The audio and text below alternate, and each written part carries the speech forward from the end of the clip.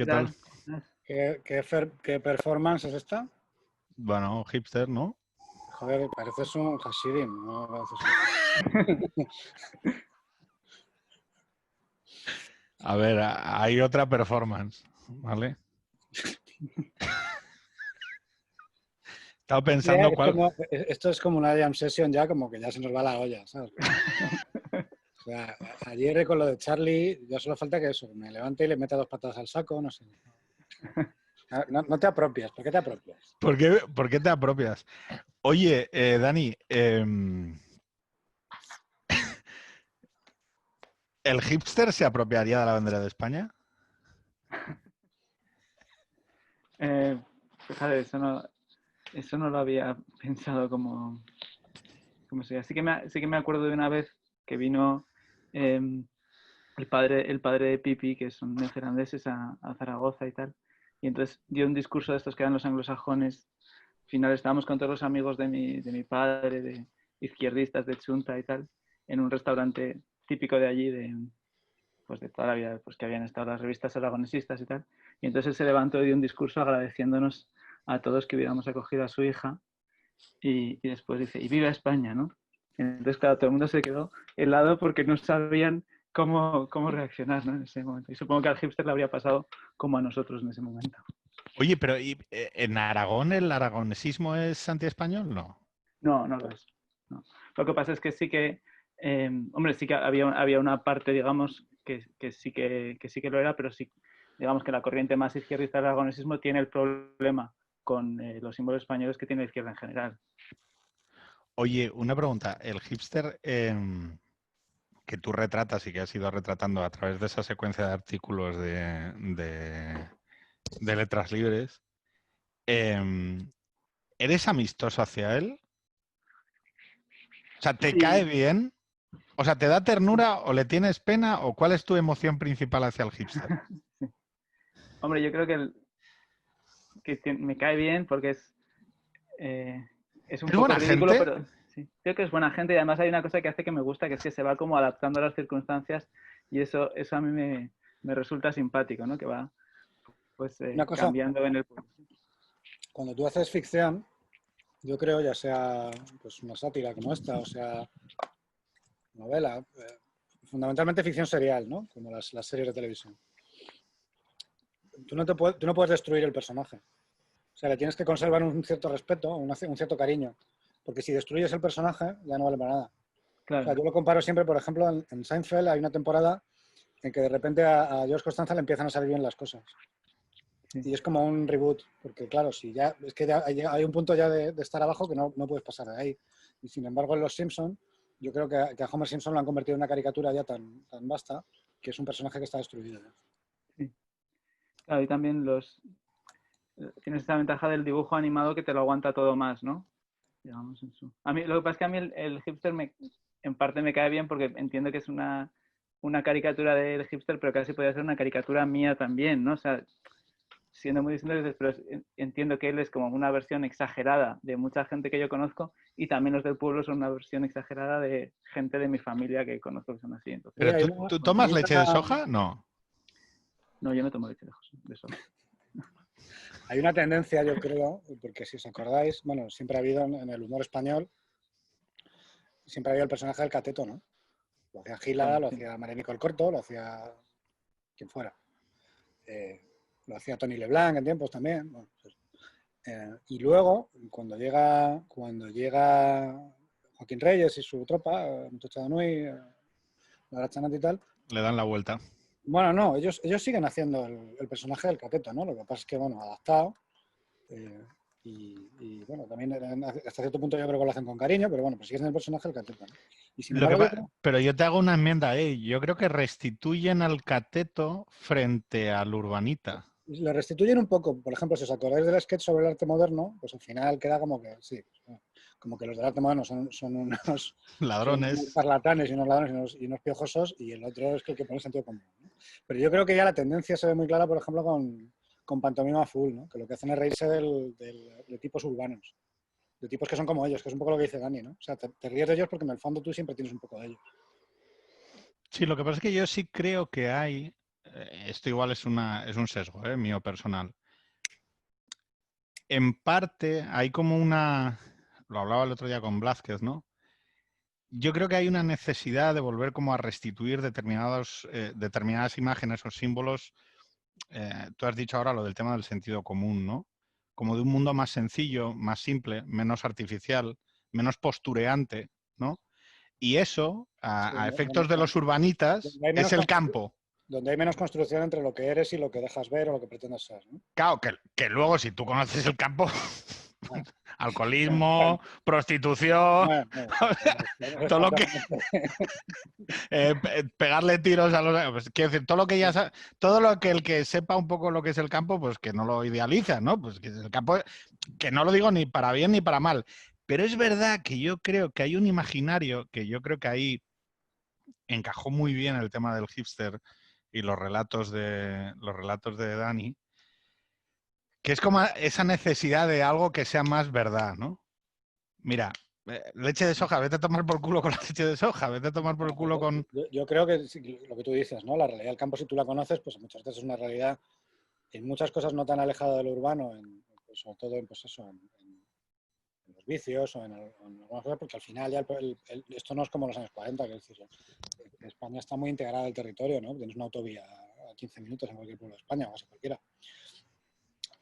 Pero sí que es verdad que sigue habiendo menos distancia entre los valores y sobre todo también que siguen abrazando determinados valores que aquí ya no son valores. O sea, pues un cierto sentido, pues eso, ¿no? Un cierto sentido común muy bestia a veces, una cierta franqueza, y eso sí que es verdad que sin idealizarlo, pero que sí que hay menos distancia quizá con el mundo, sobre todo, no ya de la ciudad en sí, porque en la ciudad pues hay barrios que son un poco así, pero sí del centro urbano y de las clases clericales, ¿no? Que claro, es que es todo un postureo completamente divorciado de la realidad. Había siempre mucho en los que yo vivía, casi todos los pueblos, había algún joven que había muerto en la típica noche que te vas de fiestas porque hay toros en otro pueblo y vuelves tarde, y casi siempre había alguna generación, todas las generaciones tenían faltas de ese tipo. Porque además hay otra historia, claro, que es que ahí vete a contarles a ellos los del cochismo, ¿sabes? Y que no pueden usar el coche, o que no pueden usar el coche para salir el fin de semana. Y tienes los pueblos como mi pueblo, pues tienes el pueblo, y eso con mi pueblo no está muy lejos uno de otro, pero claro, no te vas a ir por la noche andando a 5 kilómetros por la Claro. carretera. Pues claro, Yo haciendo la ronda por los pueblos, pues haciendo la ronda en coche. No, yo se lo pienso mucho. Ahora tengo un grupo de WhatsApp con gente no heteronormativa, porque hicimos un podcast en el que se conjugaban todo tipo de opciones sexuales. Y claro, estaba intentando explicarme el tema de Grindr. No sé si sabéis que el Grindr es esta aplicación que utilizan los gays para tener sexo, no para ligar, sino para tener el intercurso, ¿no? Y claro, me sacaba uno de ellos un pantallazo y decía, mira, esto es en 800 metros. Y claro, salían... o sea, porque yo decía, no, coger 4 paradas de metro para ligar. ¿Qué 4 paradas? O sea, andando. Y claro, yo No pensaba... había que romper el perímetro del kilómetro del paseo, ¿no? Exactamente, exactamente. Pero claro, yo pensaba... Claro, cuando luego ves a gente que te dice, no, claro, es que hay que ir en bici a los sitios, no hay que coger el coche. Y yo pensando, joder, sé tú un gay en un pueblo en Huesca, activa el Grindr y que te diga que tardas para echar un polvo tienes que hacer 50 kilómetros. Ya te digo yo que te importa 3 cojones contaminar con diésel o con lo que sea. Pero, claro, esa contradicción que yo es la que veía mucho que es la de los usos y costumbres cotidianos, que además, que es la que yo creo que soportan muy bien los artículos, o que no sé si es, que entiendo que es un estilo parecido el libro que tienes, que es poner en contradicción lo cotidiano con lo declarado, ¿no? Es decir, cómo lo declarado y lo que uno vive acaba entrando en contradicción. La cuestión es que en el caso del hipster que tú retratas, el relato es un poco como el hecho de, oye, es que lo que declaras no es sostenible en este entorno. No sé si me explico. Bueno, ni en ninguno. El problema es que allí se hace patente. Claro. Es como la diputada esta de Podemos, ¿no? Que le sale una fresa en una maceta que ha puesto y dice, claro, es que Todos podemos producir alimentos. Y alimentos y tal, y claro, está el sistema temblando, ¿no? Porque te has hecho una fresa. Claro, es insostenible. Es insostenible no allí, es insostenible en todos lados. Lo que pasa es que allí es donde se hace patente, porque allí es donde estás en contacto con una realidad que es la de, pues eso, ¿no? Por ejemplo, la gente que produce en el sector primario. Además, hay un poco la culturilla esta, que es yo creo que la que más le toca los huevos a la gente del campo, que es la de los listos. Aquí llega el listo, ¿no? Que viene y te cuenta, ¿no? Que viene y te cuenta, o sea, que igual, o sea, sabe más el agricultor que tú de subvenciones y de la PAC de largo. Y tiene maquinaria y tiene una puta inversión hecha y sabe calcular rendimientos de la explotación ganadera. O sea, quiero decir que es un empresario. Pero tú vas y le cuentas, ¿sabes? Le explicas. No, es que las cooperativas... Entonces, claro, es la contraposición. A ver, yo esto lo que decíais antes del cateto y el listo y el tonto, yo creo que sí que hay un cambio sociológico, ¿no? Que era un poco lo que intentaba explicar antes. Como de una vuelta a los valores del campo. Quizá desde la lejanía, ¿eh? Quizás son al mismo tiempo una fantasmagoría que no es real, pero yo sí que noto como una necesidad, quizá asociado con un cierto nuevo estoicismo, algo más robusto, que tenga algo más de sentido y que cale más, ¿no?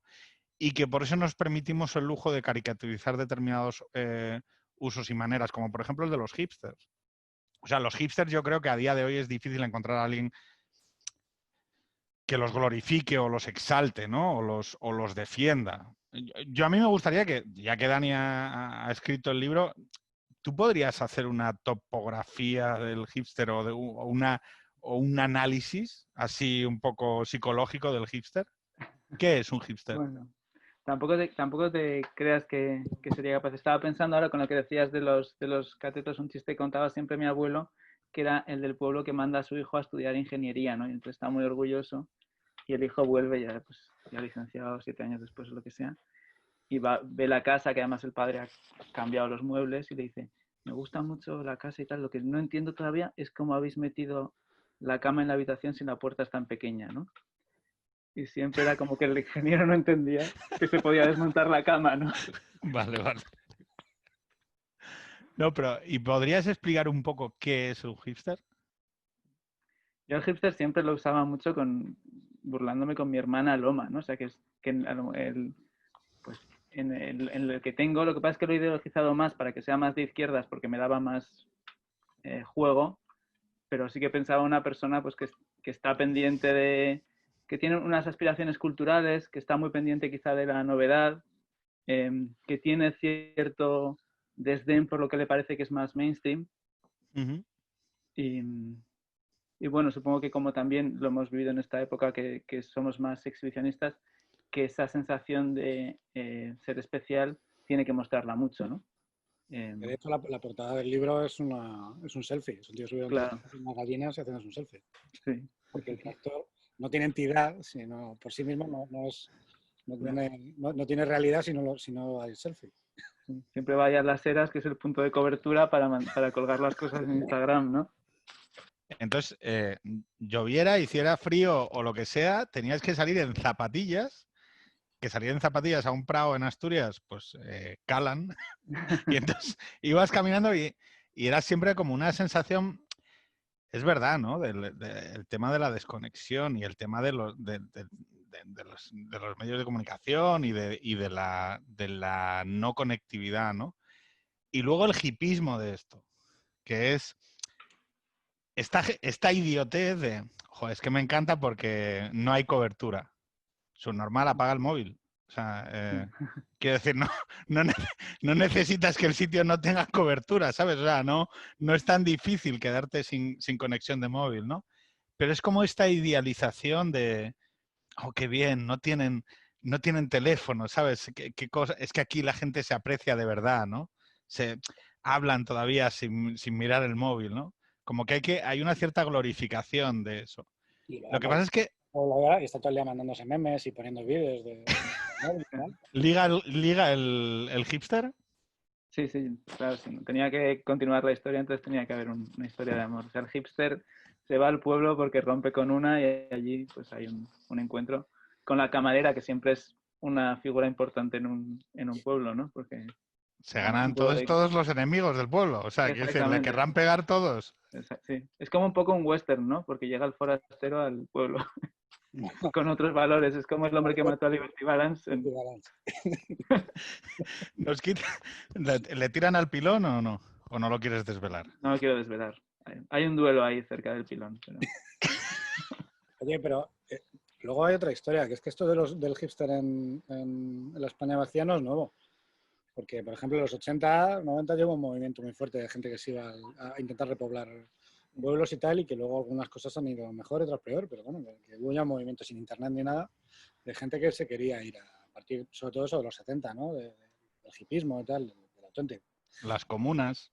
Sí, bueno, gente que se iba y quería repoblar, aprovechando que había habido un movimiento muy fuerte de despoblación, pues ellos hacían el camino contrario a partir de una ideología y de una búsqueda de eso, lo que decías tú, ¿no? De como unos valores más auténticos por ejemplo, en Covarrubias, que es un pueblo que tiene mucha vida, pues en los 80 fue mucha gente, o tenía un ambientillo de gente de Madrid, de Valladolid, muy hippie, que iba allí o a vivir o por lo menos a estar de vez en cuando, porque tenía un ambiente muy eso, ¿no? Muy de contracultura en el sentido de valores distintos, de vivir. Lo que sí que recuerdo de mi padre era objetor y entonces cuando llegó a Zaragoza llegó a una comuna de objetores y su mejor amigo fue uno de estos que se fue a un pueblo del Pirineo a repoblarlo con la familia, que era en Artosilla. Tenían muchos niños que eran de la misma edad que nosotros, ¿no? Entonces yo me acuerdo que venían y eran siempre pues, los que en su casa no comían jamón o no veían la tele,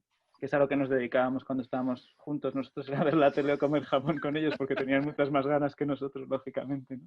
Pero la serie no la he visto, así que me apetece verla. A De ver, hecho, esta historia, perdona, como casi todo lo inventaron los ingleses. Hay una gran tradición del escritor inglés que se va, y en España particularmente. Gerald Brennan, que se va a las Alpujarras, Graves, que se va a Dellà, en Mallorca, cuando en Dellà, eso sí que era irse sin cobertura, porque no es que no haya internet, entonces era pues eso, 4 casas, unos olivares, y tardabas un día en llegar a Palma. entre limones, que era la novela que habíamos hablado la otra vez La con novela que es Girauta. Stuart, que fue de batería de Genesis muy al principio. Hay una gran tradición en Inglaterra de eso, ¿no? El adiós a todo eso, que es el título de la autobiografía de Graves. Adiós a la civilización, adiós a todas estas mierdas, y me voy al pueblo. Y el pueblo, claro, en Darrell se va a Corfú, los Darrell, es una tradición muy inglesa. El propio Orwell dentro de Inglaterra también se va. ¿A dónde? Además se va como a una especie de isla ahí en el campo y se dedica a cultivar un huerto. Y además que él decía que, por ejemplo, no podías escribir reseñas si vivías en Londres porque te encontrabas a la gente en las fiestas, ¿no? Es totalmente cierto. O decides pelearte con todo el mundo y entonces ya te la sopla, o es imposible. Y encima les tienes que retuitear el artículo. Oye, Dani, ya que estamos aquí y has escrito un libro muy preclaro sobre el procés catalán, sobre la posmodernidad de todo aquello, ¿no? El golpe posmoderno. Sí que me gustaría saber si tú sabes que, vamos, mi intuición es que lo que estamos viendo en España durante los últimos tiempos es un poco la catalanización del espacio público español, ¿no? Yo soy muy fatalista con esto, o sea que acepto que es algo inevitable y que lo mejor es asumirlo y no andar tratando de estar todo el día, ay, qué mal, ¿no? Es lo que hay, ya está, es un proceso de polarización progresivo, ¿no?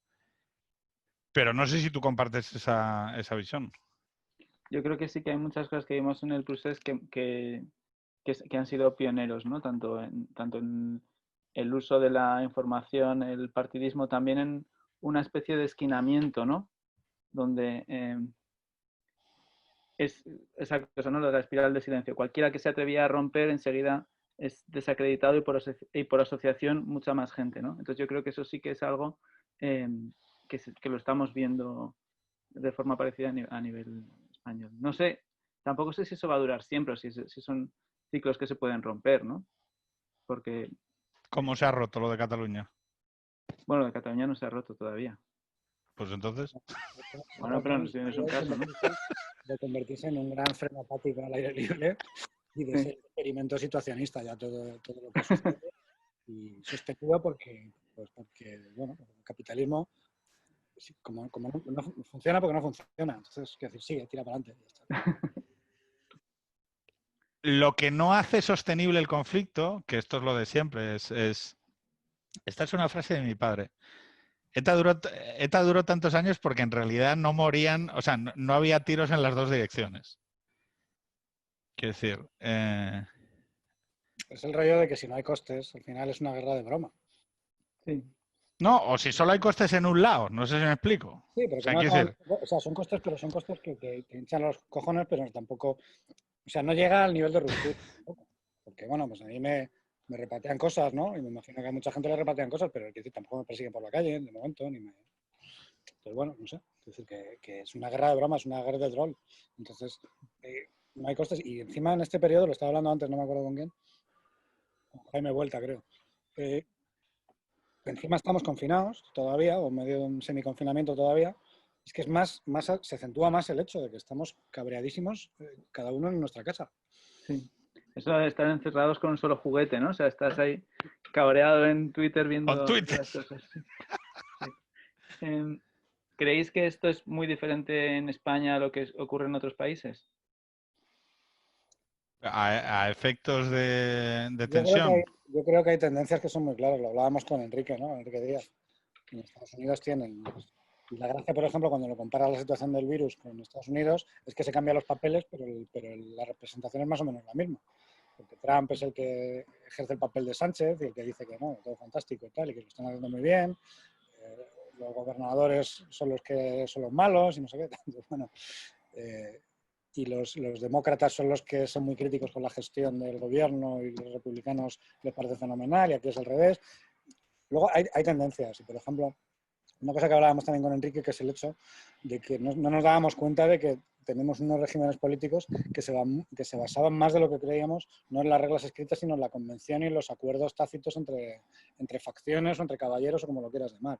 Y que en un momento en que eso se empieza a romper, como rompen los republicanos, también los demócratas, pero sobre todo los republicanos en Estados Unidos, como ha roto aquí el PSOE de manera brutal estos 2 años, pues lo que ves detrás es el vacío.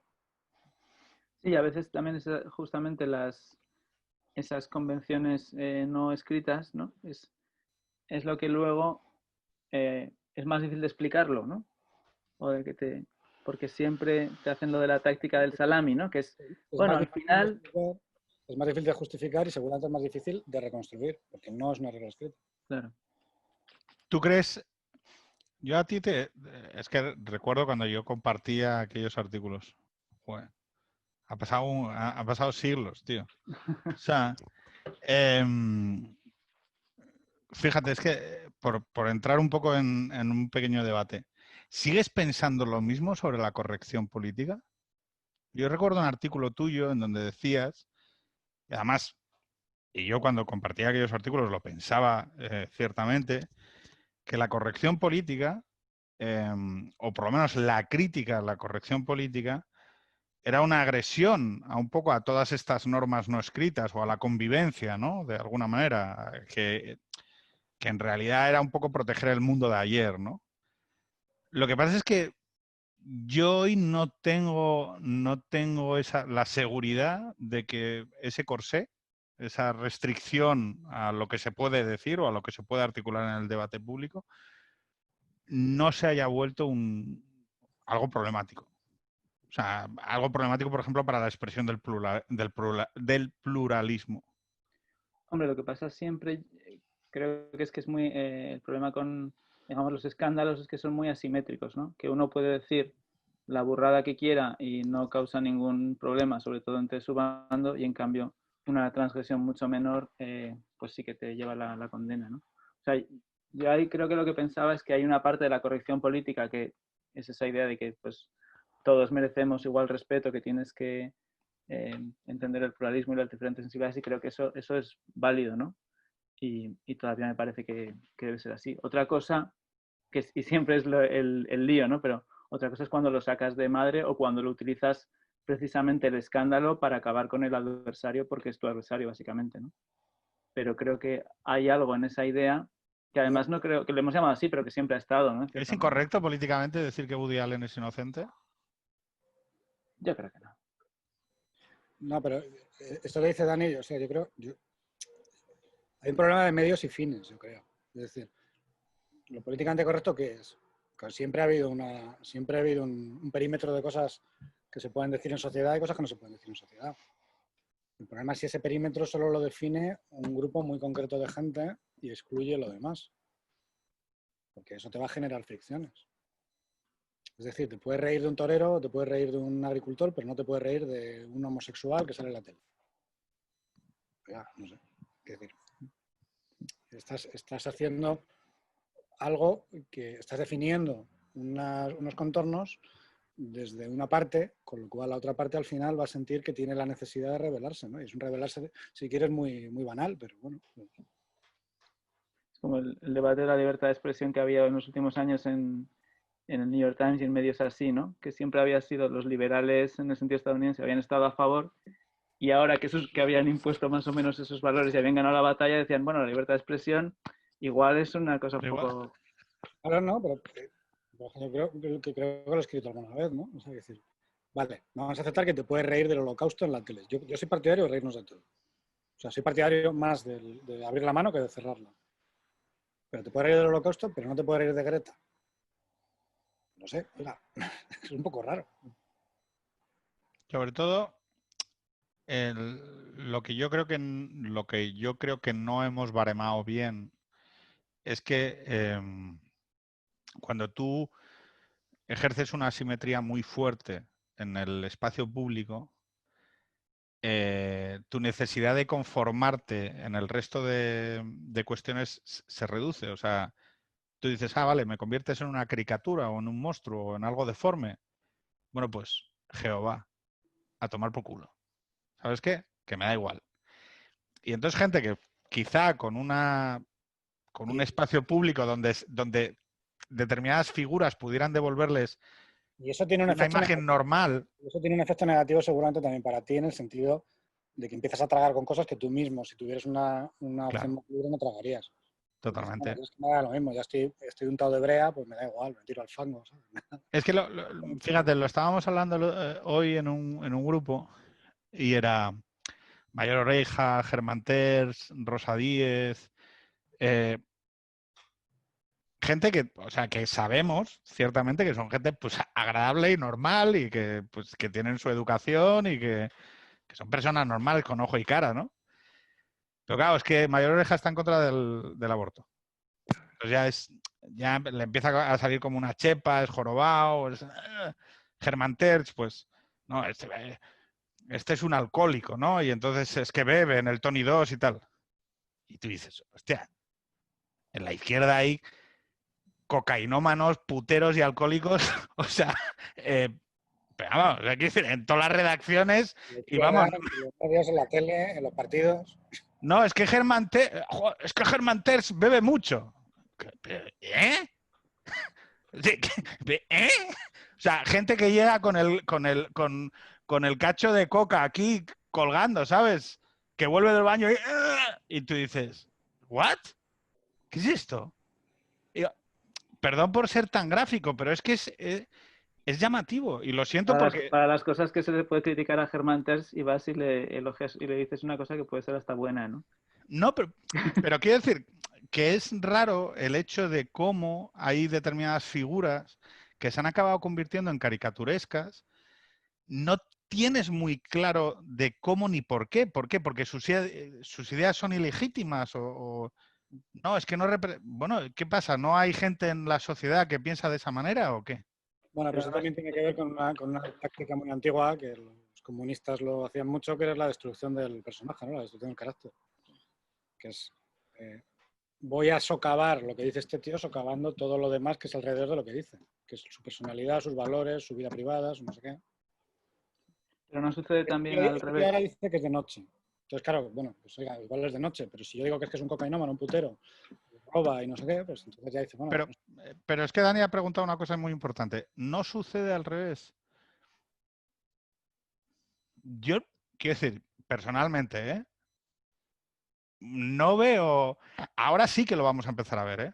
No tengo ninguna duda. probablemente lo veremos, pero de todos estos cómicos de la tele se plantea alguien qué vida lleva, no tal. A mí me importa 3 cojones, lógicamente, pero alguna vez se ha planteado si un tío que sale riéndose de Albert Rivera o de... porque supuestamente no sé qué, o que sale hablando de Germán Terz, oye, ¿tú qué vida llevas? No, a mí me importa 3 cojones, pero sabéis que va a llegar el momento en el que alguien lo va a preguntar. Ciudagram, es que, o sea, quiero decir, esto es una experiencia real. Ver a gente bastante dada a la mala vida, hacer la broma de ciudagramos. O sea, gente con un perfil público, no sé si me explico. Y tú dices, ¿what? O sea, hay algo raro ahí.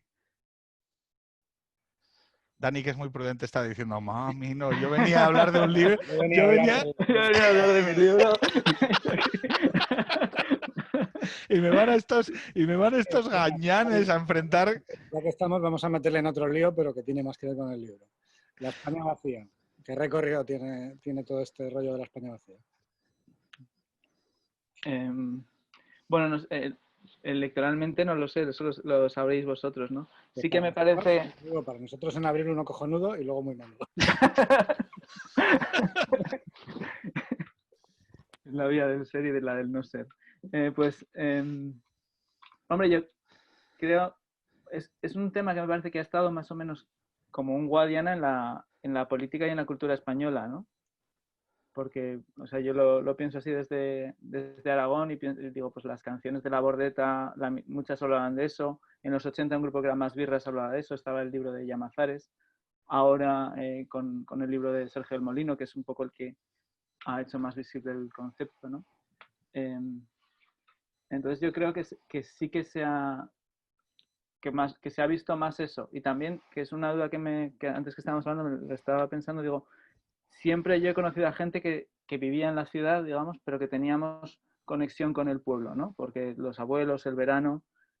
No sé si ahora esta visión más romántica del campo coincide con que se pierden más esos lazos, pero no sé si es solo porque es mi experiencia personal que yo ya no voy allí o en otra gente, ¿no?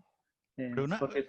¿Vosotros creéis, Dani, vosotros creéis que el tema de la España vacía tiene algún... O sea, quiero decir, te digo una cosa que es real de Asturias. En Asturias el hambre empujó a la gente a vivir en sitios invivibles. Es decir, en sitios pindios, así, donde para plantar patatas había que hacer terrazas. Pedro, en los 90, a finales de los 90, hubo un gran debate en Asturias sobre cómo se conectaba Bulnes con lo de abajo. Entonces, carretera, y decían, no se puede hacer una carretera porque es el Parque Nacional. Y dicen, no, pues hacemos un tren, no, el tren no sé qué, un teleférico. Quiero decir... Y al final lo que hicieron fue taladrar una montaña y hacer un ascensor. Pero que lo digo...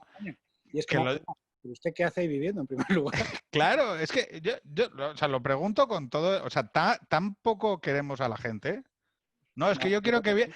Un segundo. Yo quiero que esta gente viva en el monte, para que me lo deje bien cuidado y yo cuando pase por allí el fin de semana o haciendo senderismo esté todo guapo. Oye, vamos a ver. Primero, la gente tendrá derecho a vivir donde le sea más cómodo, donde haya un centro de salud, donde tenga servicios y donde pueda salir a tomar una copa y ligar. Yo te cuento la historia. En Bulnes o en Tresviso, que son pueblos que han tenido electricidad en los 80, bueno, en Tresviso la tuvieron antes porque la dio mi abuelo. ¿No? Que en Sotres, todos estos pueblos que tú sabes, los conoces, joder, claro, hace 5 siglos, cuando todo el mundo vivía más o menos parecido y no había carreteras en ningún lado y no había electricidad en ningún lado, pues tú tienes unos prados de montaña y tienes vacas y vives como Dios. Es decir, como Dios comparado con el resto de la gente, porque realmente esos prados de montaña te pueden dar una cierta prosperidad y poder vivir no peor, desde luego no peor que mucha otra gente. Ahora, cuando la comunicación empieza a ser un tema, cuando la electricidad, cuando estar comunicado por carretera, joder, es que en Sotres pusieron la electricidad en el año 80 y tanto, 80 y algo. Electricidad, no te estoy hablando de una carretera asfaltada, electricidad. Hay muchos de esos pueblos, ¿no? Yo los que conozco de Aragón, que sabes que bueno, están condenados a la extinción, ¿no? Sí que creo que es un problema más grande las localidades más medianas, ¿no? Que ahí dices que sufren al final sufren el mismo efecto a la larga, pero yo que sé, el pueblo de mi madre tiene menos de 200 habitantes.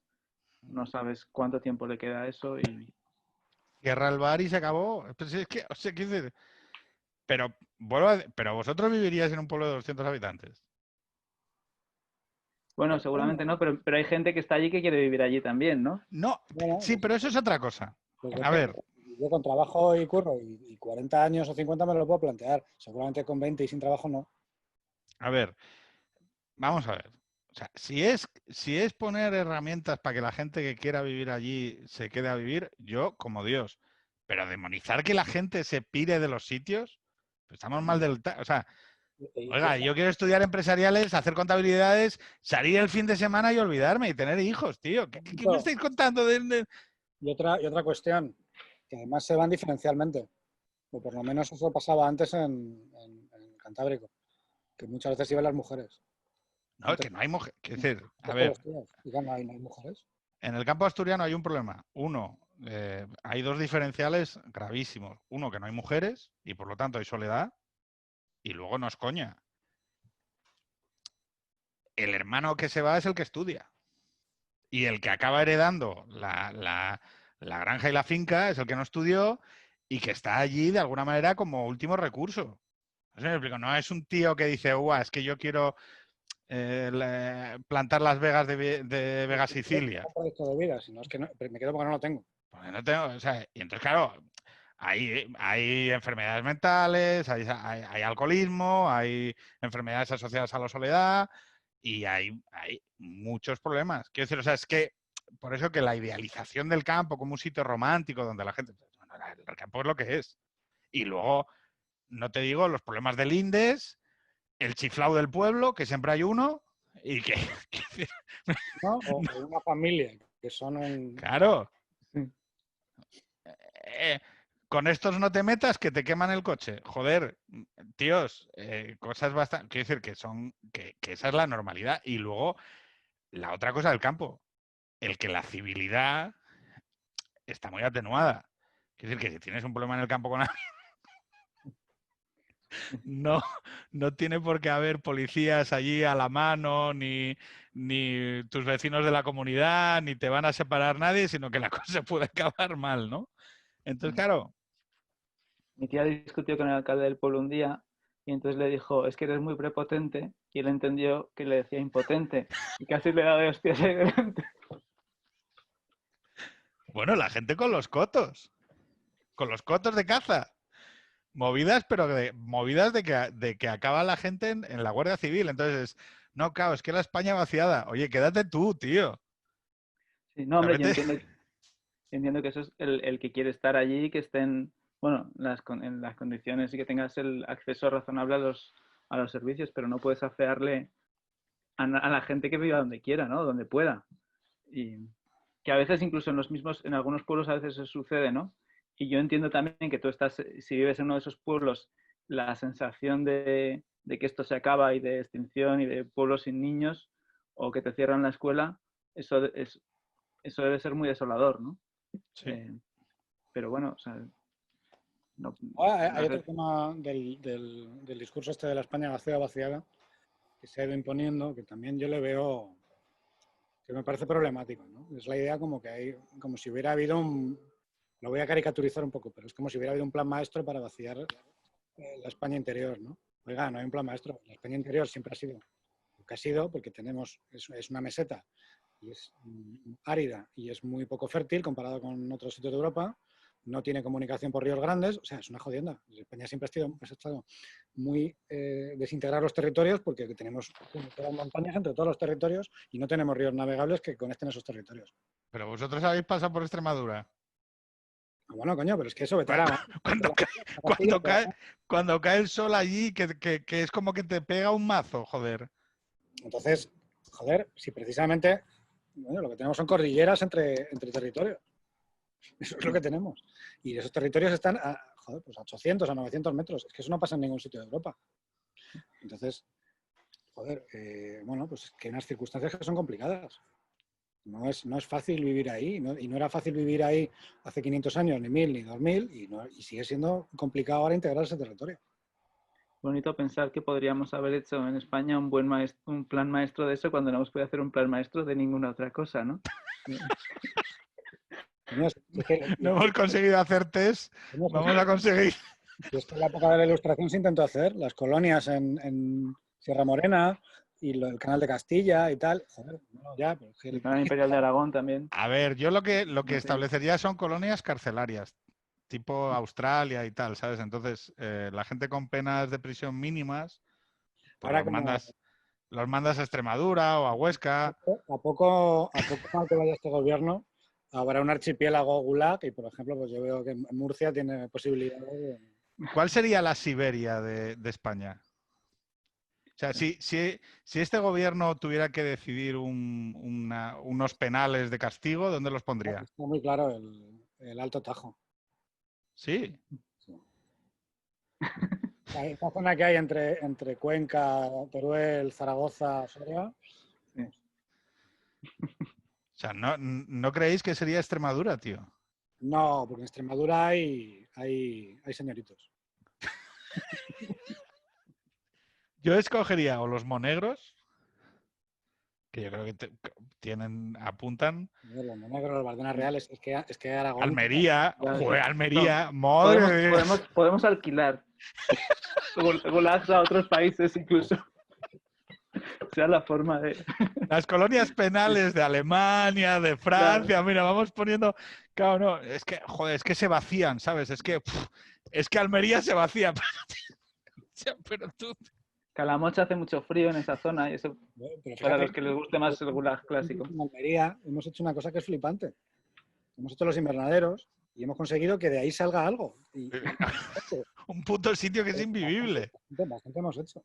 Oye, me encanta porque va a haber gente de Almería escuchando esto. No, joder, bueno, creo que nos hemos metido con todo el mundo. Nos hemos metido con Santander, con Asturias, con Extremadura.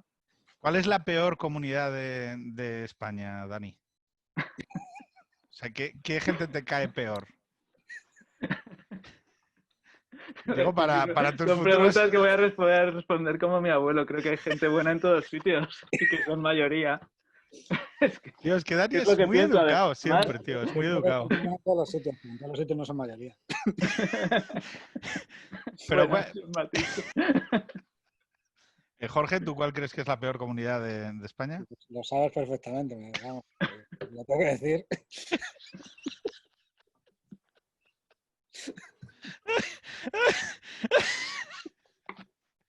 Pero bueno. Oye, chicos, vamos a hacer una hora, tío. Yo quería preguntarte algo sobre el libro que nos dijeras. Os dejo un minuto y me voy a poner una copa. Así, Vale. ¿Qué has extraído tú de la escritura del libro? Bueno, yo me lo he pasado muy bien porque era como es la idea esa de que chocan dos mundos, ¿no? Y entonces, por una parte, hacer una especie de novela por entregas, que eso no lo había hecho nunca, y luego también hacer un libro que sea de casi todo de humor, ¿no? Que además, como el registro es de broma, te permite tener mucha más libertad literaria, digamos, y luego cabe todo, ¿no? O sea, podía meter, pues, digo, la guerra civil, la apropiación cultural y todo me cabía allí. Entonces, en esa forma de aproximarme, me lo he pasado muy bien y creo que se me ocurrían cosas que de otra forma no se me habría ocurrido o no habría sabido tratar, ¿no? ¿Qué novelista de humor crees que es si tú te has fijado una referencia, o por lo menos, no te digo una referencia para copiarlo, pero sí alguien que tú digas, mira, como novelista de humor, para mí, Tom Sharp en Wild es lo máximo. Bueno, a mí me gustan mucho House, me gusta Evelyn Waugh mucho también, el libro este que tiene Noticia Bomba de los periodistas. Aquí a veces iba un poco pues picoteando y como las historias las fui escribiendo a trozos, sí. Otras veces tenía algún modelo, ¿no? Pero sí que me acordaba mucho que está casi en el título de Mark Twain, ¿no? Un yankee en la corte del rey Arturo es casi un hipster en España vacía, ¿no? Hostia, es verdad. Coño, es verdad. Es verdad, es verdad, es verdad.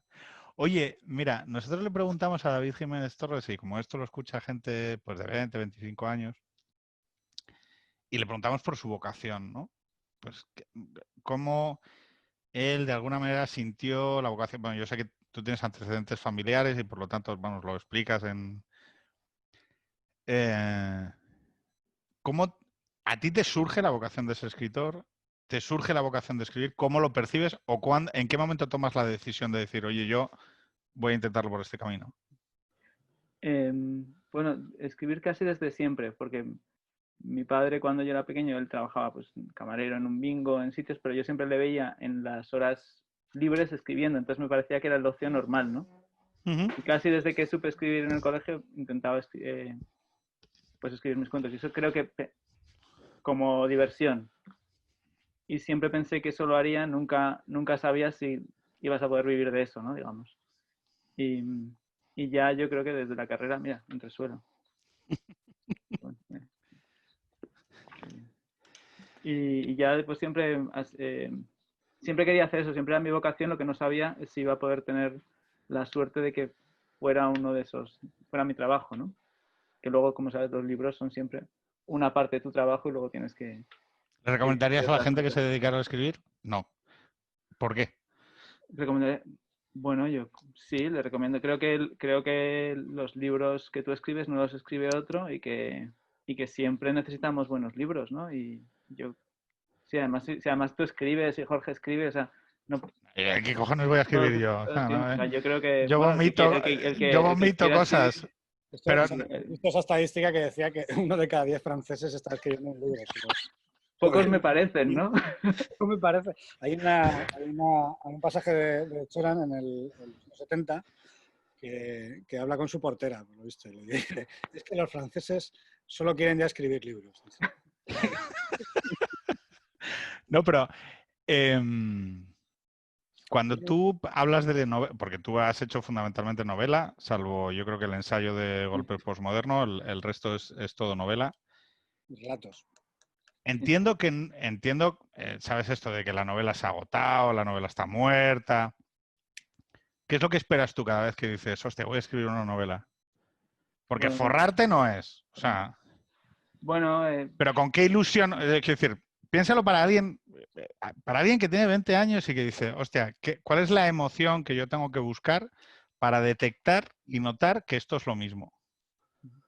bueno, yo creo que tienes como una idea de lo que quieres conseguir, que es abstracta, y la propia, como si haces en parte cualquier trabajo manual, ¿no? La, la aventura de intentar conseguirla tiene un placer en sí mismo, ¿no? Yo creo que es pensar, ¿qué me gustaría a mí leer? E intentar reproducirlo, que nunca lo puedes hacer, pero mientras te equivocas y mientras no llegas a hacer algo que sea exactamente lo que tú querías, pues salen cosas mejores, ¿no? Eh, yo ¿Cómo en... decides que algo está acabado? Porque te han puesto una fecha límite, ¿no? Te dicen, Eso mira, no, es que me siempre, tienes que dar el libro el 15 de junio. eso siempre ayuda, la fecha es lo que ayuda. Y O luego pues sea, tienes que... La literatura es un work in progress hasta que hay que cobrar y... Es el artículo me lo tienes que mandar a las 9, o sea, a las 9 como esté.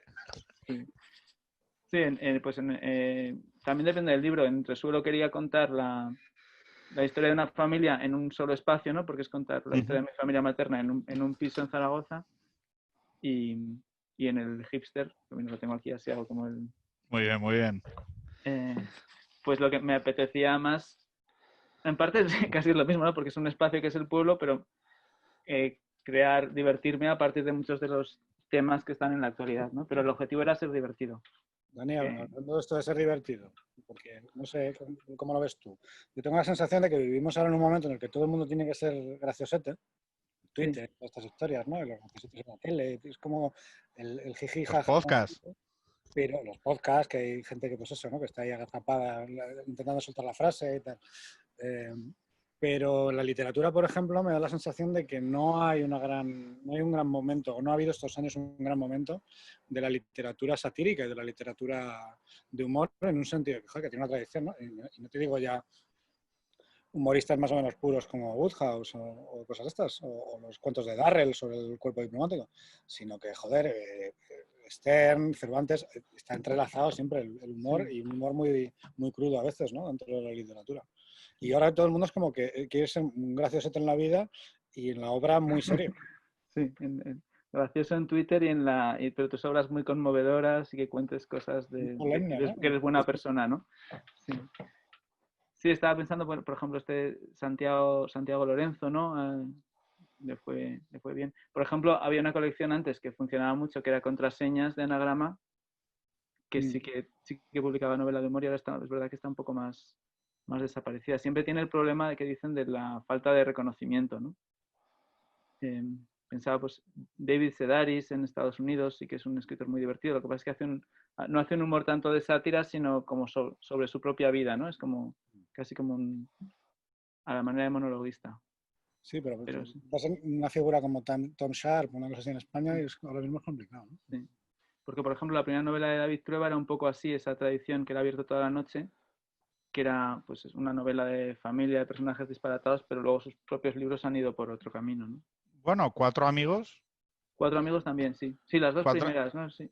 para mí, Cuatro amigos, vamos, Cuatro Sí. amigos, aparte de ser una muy buena novela, es muy divertida. Sí. O sea, que sí es verdad que hay algo, yo no sé, igual yo aquí estoy tocando de oído porque sabes tú mucho más de esto. Quizá Historias del Cronen y todo aquel rollo rompía un poco, o sea, no sé cómo decirlo, ¿no? Como a mí, lo que me suena de ver, pero solo tocándolo con la llama de los dedos, como una generación de escritores así como más oscuros, más encabronados, más con el rollo de las drogas, un rollo así, no Más sé. postura, ¿no? Sí, Más postura. como no digo malditismo, ¿no? Pero sí aquel... Porque el humor, volvemos a lo de antes, yo creo que el humor, cuando lo haces bien, tiene que implicar una cierta ternura, una cierta simpatía hacia los personajes, porque si no los matas. O sea, si tú los destruyes, pues te vale para una vez, pero no puedes crear algo que se prolongue en una serie o en una novela porque los matas inmediatamente los personajes. Tú puedes tener un personaje que en una frase te lo quieres cargar, porque no va a salir más, porque no tiene más recorrido y tal, y te lo cargas. Pero si tú quieres que la gente te acompañe en una serie, en una novela, algo, los personajes no pueden ser unidimensionales y no pueden ser una absoluta caricatura. O sea, tienen que tener algo que la gente les pueda acompañar. Que los humanice. Oye, lo que no hemos conseguido es meter a Dani en ningún lío, ¿eh? Y mira que lo hemos intentado. Hemos hablado de drogas, de política, del proceso. Y es que es la prudencia, es un gentleman, tío. ¿Y te has peleado alguna vez con alguien en Twitter, Dani? No, creo que no. ¿Qué te saca de tus casillas? Que dices, joder, este puto gordo. Es como el otro día que salía lo de Chomsky, me acuerdo de una frase de una introducción que le hace Hitchens, que un día descubren que Chomsky pues le duele la cabeza y va al médico y entonces le dicen, eso es que te aprietas mucho las encías al dormir, ¿no? Y entonces dice, no, yo nunca he hecho eso, ¿no? Entonces convence a su mujer para que le mire bien y dice, es que le dice el médico, durante 15 minutos al día tú aprietas mucho los dientes, ¿no? Y entonces luego su mujer le dice, mira, claro, son los 15 minutos en los que lees el periódico por la mañana. O sea que tú ves, ese es en esos 15 minutos en los que aprietas Bueno, los dientes, ¿no? lo que pasa es que como ahora estamos todo el rato leyendo los periódicos y son muchos, pues aprieto los dientes mucho más. No, pero tiene mala leche, Dani. Lo que pasa es que normalmente no la saca, pero sí que tiene mala leche. Oye, me van a matar si no te pido que... Porque si no tienes un poco de mala leche, tampoco se puede hacer humor. Sí, no, sí que tengo mala leche, eso no. Me van a matar si no recomiendas un libro del que hayas extraído algo. O sea, y que expliques qué has extraído de ello. Un libro, una peli y un disco. O una serie. Vale. Bueno, más allá del hipster, o sea, vuelve a decir el título del libro, Un hipster en la España vacía. que lo tiene que comprar todo el mundo, ya lo digo yo. Y ahora una peli, un libro y un disco del que hayas extraído algo y que nos expliques el qué. Vale. Bueno, pues si te dijera un libro, uno de los que más he extraído, porque además lo traduje, es Hitch 22, Las memorias de Christopher Hitchens, que me parece que es, claro, como es una autobiografía, pero también es un autorretrato de sus cambios de posición políticos y de mucha gente que conoce y de casi, pues tienes ahí el 68, pero tienes también el izquierdismo de los 70, o sea, tienes muchas cosas y aprendí mucho en ese libro y creo que La invasión de Irak. La invasión de Irak, exacto. O sea, su pelea con los Clinton y los apoyos de Clinton, que se queda un poco, pues pierde a muchos de sus amigos, ¿no? Y entonces yo creo que ese es un libro que está muy Su bien. relación con el ateísmo. ¿Sigues creyendo que es una postura razonable la de Hitchens respecto a la creencia en Dios? Bueno, creo que es una postura que tiene más sentido en Estados Unidos, donde los creyentes son creyentes de verdad, que en España, donde los católicos al final pues son católicos a medias y al que no le interesa no se quiere pelear tanto con ellos, ¿no? Realmente, porque ya vive su vida más al margen, ¿no? Entiendo que si tú tienes a unos cristianos que están intentando cambiarte la legislación sobre ellos, pues tu actitud puede cambiar, ¿no? Y creo que en ese sentido, en ese contexto sí que tiene más sentido, ¿no? Una película, como antes, para ser políticamente correcto o incorrecto, según tú, pero nunca sale entre las películas más conocidas o más prestigiosas de Woody Allen, pero a mí me gusta mucho Desmontando a Harry, Hombre. que me parece además como de las más procaces. Luego, como... ¿Perdón? Que la vi en el cine de estreno, me acuerdo, con un amigo fui a verla. Y yo también y bueno, por la parte de metaficción y el humor y el descenso sea el infierno, por ejemplo, ¿no? Es como... Hay los abogados abajo. Claro. A mí la película que... O sea, es que, aunque pueda parecer una normalidad total, la película que más me ha gustado de Woody Allen, y me han gustado muchas, ¿eh? O sea, no es... es que es raro, pero es que es Matchball. Que no tiene nada que ver, o sea... es una película un poco distinta, ¿no? De Woody Allen. No sé qué dices, pero me sigue pareciendo memorable todo, la trama, cómo está rodada. Pienso mucho, joder, si este tío se hubiera dedicado al cine de suspense o a otro tipo de cine, hubiera sido igual de reconocido o más. Porque o sea, es que el tío hace una peli absolutamente emocionante.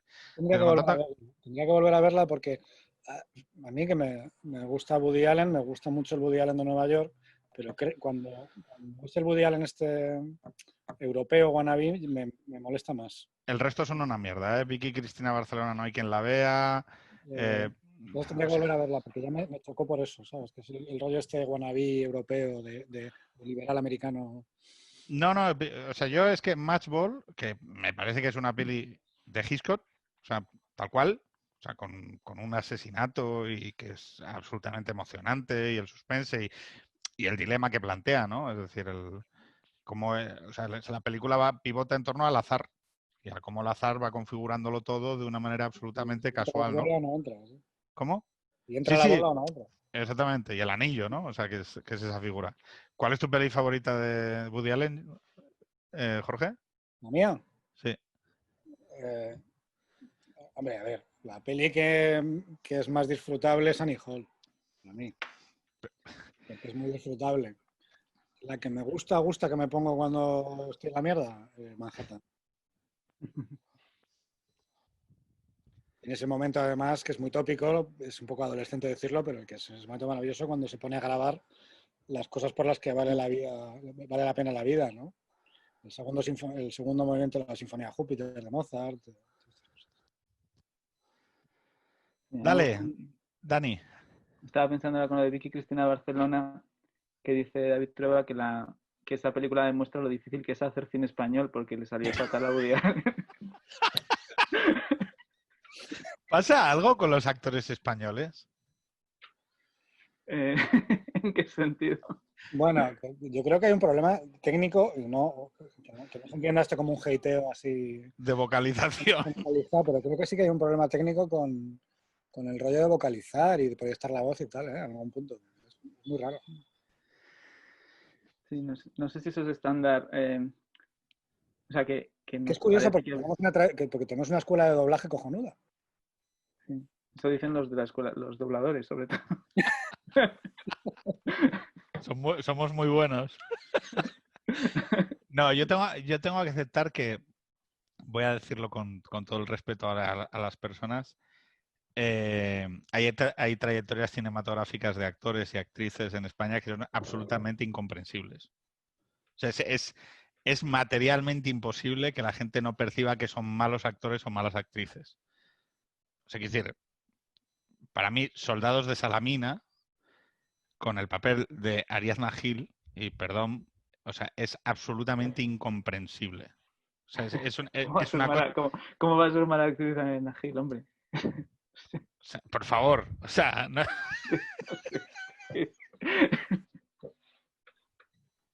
pero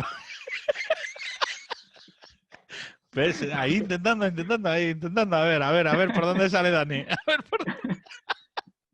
no, no. Eh, si hace falta luego lo cortamos, ¿eh? Esto no te lo hemos dicho anticipadamente, pero hay derecho a editar todo lo que se diga. O sea que Todo no, pero un par sí. todo, lo que haga falta. No, Oye, no, pero pero sí cuéntanos que es verdad, de... no, perdona, pero sí que es verdad que hay un tipo de actuación en España que es, hay algo que no encaja y no sé muy bien qué es.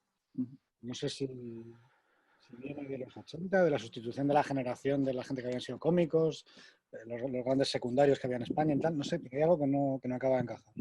No sé muy bien qué es. Sí, yo pienso que puede ser ahí como a lo mejor algo de como de códigos o Mm. como- que Me- nos salte más, que a veces no nos lo salte más un creo. tipo de... Es que no me creo la actuación, ¿no? Y no sé muy bien por qué es. O sea, vamos a hablar de 4 actores, ¿no? Em, Tony LeBlanc, Alfredo Landa, Fernando Gómez y las chicas Yeye, joder, macho. Una chica Yeye, Concha hostia, Velasco. Concha Velasco. ¿Vale?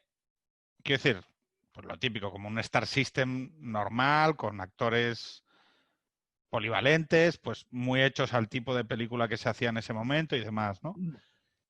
Y luego tú te vas al periodo Colomo y todo aquello, y hay algo que es como que no. Pero había actores buenos, joder. Oscar Ladoire en sus papeles está bien, Resines está Antonio muy Ah, Resines, se convierte, como todos los actores que adquieren un cierto estatus, se convierte en una caricatura de sí mismo, ¿no? Como De Niro. Pero bueno, que decir, pero que Resines está muy bien. pero Resines Yo sí no que es sé qué, como, como un no sé actor qué muy de escuela española, de, como italiana también en parte, ¿no? En su... sí, no sé qué director, creo que fue un director americano, ¿no? Que cuando pusieron, creo que fue Ópera Prima en un festival y vio a Resines, dijo, pues este tío es el mejor actor del mundo. ¿Quién es este tío? Es el mejor actor del mundo. no, que es así. Yo estaba flipado con Resines, que es de Torrelavega, por cierto. Hice una prueba con Resines una vez, de actor. Oye, no, pero a ver, Dani, nos queda... Y es que bueno, te voy a decir otro libro, voy a decir Léxico familiar de Natalia Ginsburg. Y luego disco voy a decir un músico porque como No, tengo... no, pero ¿y por qué léxico familiar? ¿Qué extraes de léxico familiar? Bueno, porque es como la historia de su familia que atraviesa el ascenso del fascismo, la Segunda Guerra Mundial en Italia. Ujú. Está contado con mucha naturalidad, es emocionante pero de una forma muy contenida. Y como me has dicho antes, si esto lo escucha gente joven, Ujú. y creo que es un libro que da muchas ganas de escribir y que tiene muchas lecciones de escritura porque además hace algo muy difícil, que es contar esa historia tan grande desde el punto de vista de la familia de, con una técnica que casi no se ve, ¿no? Que es cuando yo creo que es mejor la técnica, ¿no? Que te permite pues meter todo eso de forma que tú casi no te das cuenta de la habilidad que hay, ¿no? Serio, no, música. Nos Música, queda. bueno, sí. Bueno, te diría, te diría dos cantantes, Rafael Berrio, que acaba de morir, un cantante de San Sebastián, Ujú. que, y luego que me gusta mucho por sus letras, por su sentido del humor y una especie de estoicismo y hedonismo a la vez, Tío, que me para la gusta. gente que no lo conoce, entre los que me incluyo, que no lo he escuchado nada, ¿con quién lo compararías mainstream así que la gente lo pueda... Pues mira, yo creo que a veces tiene un aire de, pues como un Lou Reed más acústico, si quieres, porque él venía así del rock, de la guitarra, quizá, o sea, si hubiera seguido viviendo Lou Reed y si hubiera parado un poco, podría ser un poco ese tipo de cantante. Además de esos cantantes como Lou Reed que tiene solo como una especie de melodía que se repite en casi todas las canciones, el mismo arco, ¿no? Eh, pero vamos, ahí están. Y, y además con letras que están muy bien hechas y con muchos. Y luego el otro es porque tengo a mis hijos que es un cantante ya muy anterior, pero están muy obsesionados y yo también, que es Warren Zevon, y entonces están escuchándolo todo el tiempo y no puedo dejar de recomendarlo, que casi todo el mundo lo conocerá, pero si alguien no lo conociera, el otro día leía un perfil que le hacían cuando él empezaba, ¿no? Y decían, es como si estuviera a medio camino entre Randy Newman y Bruce Springsteen, y me pareció que es una buena definición. Oye, ¿quién es más hipster en letras libres? Yo creo ¿Paloma, que el más hipster es... o tú? Yo soy el menos hipster, claramente, y creo que seguramente Ricky. Ricky es el que compra los cafés más caros. No es hipster, es como un hipster que lo sufre y tal, pero es hipster, ¿no? Lleva gafas redondas, tío. Y la barba esa así por abajo. El otro día se estaba quejando en Twitter, porque no, si es que yo me iba a ir en una furgoneta a recorrer Estados Unidos este verano y no puedo. Bueno, Los pequeños dramas, tío. El coronavirus tiene dramas para todo el mundo. Chico, oye, pues un placer, Dani. igualmente. No sé cuántas ventas conseguiremos con esto, pero esperemos que las suficientes para que te pagues algo, un café o algo. Vale. Cuando se restituya en la fase 2 o la fase 3. Bueno, el libro está editado por, no sé si lo hemos dicho, o si lo habéis dicho, está editado por Miguel, ¿no? Sí, literatura Random House, sí. Por Penguin. Miguel Aguilar. Oye, pues muchísimas gracias, Dani. Gracias a vosotros. Un beso muy fuerte, ¿vale? Un beso. Chao. Chao. Deu.